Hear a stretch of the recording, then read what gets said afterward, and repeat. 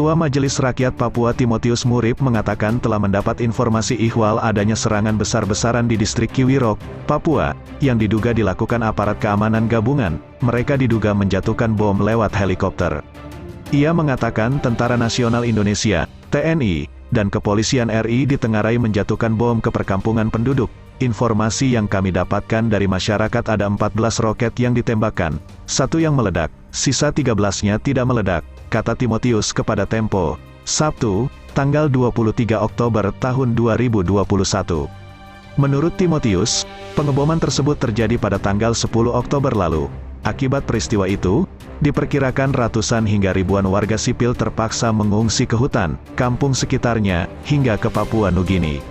Timotius mengatakan penyerangan ini bermula insiden pembakaran fasilitas kesehatan pada medio September, yang berujung pada tewasnya seorang tenaga kesehatan.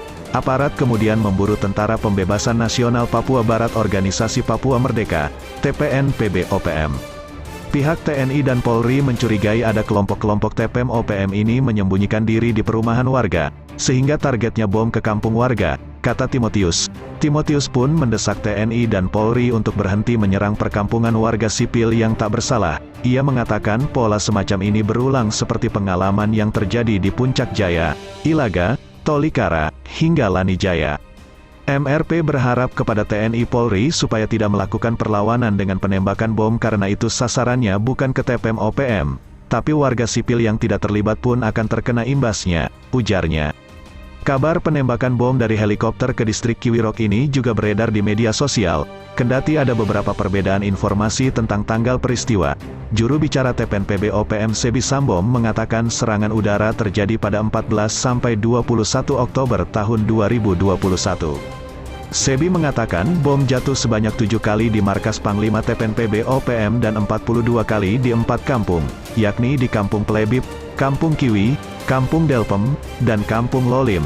Direktur Eksekutif Lembaga Penelitian, Pengkajian, dan Pengembangan Bantuan Hukum, LP3BH, Manokwari, Yan Christian Warinusi juga mendapat informasi dugaan pengeboman ini dari jaringannya di lapangan. Saya sedang meminta dikirim kronologisnya, kata Yan Christian. Kepala Penerangan Kodam 17, Cendrawasih Letnan Kolonel Arem Reza Nur Patria mengaku belum mendapat informasi perihal pengeboman di Kiwirok. Saya akan cari informasi terlebih dahulu.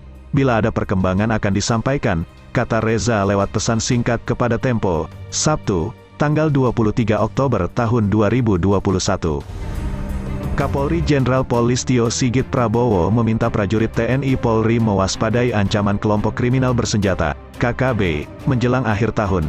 Mereka akan membuat gangguan keamanan di Papua. Ke depan, mendekati akhir tahun, isu lokal, di Papua, meningkat eskalasinya. Peningkatan ini akan menimbulkan potensi gangguan keamanan. Kegiatan KKB, KKSB, kelompok kriminal separatis bersenjata, akan meningkat intensitasnya, kata Kapolri saat memberi pengarahan bersama Panglima TNI Marsikal TNI Hadi Cahyanto di Timika, Papua, Jumat, tanggal 22 Oktober tahun 2021.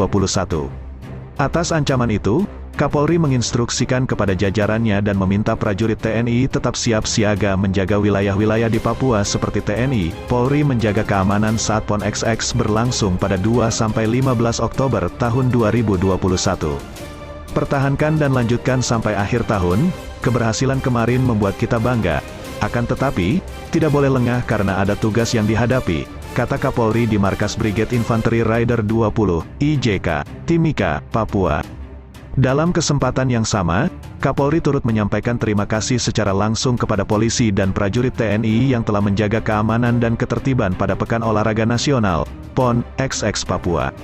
Bagi Indonesia dan bagi Papua, PON ke-20 yang dilaksanakan bernilai sangat strategis karena penyelenggaraan PON kemarin itu adalah event nasional di tengah pandemi COVID-19, kata Kapolri. Kapolri lantas menceritakan bagaimana kepolisian dan TNI berhasil menghalau dan mencegah ancaman kelompok kriminal politik, KKP, menjelang penyelenggaraan PON XX di Papua.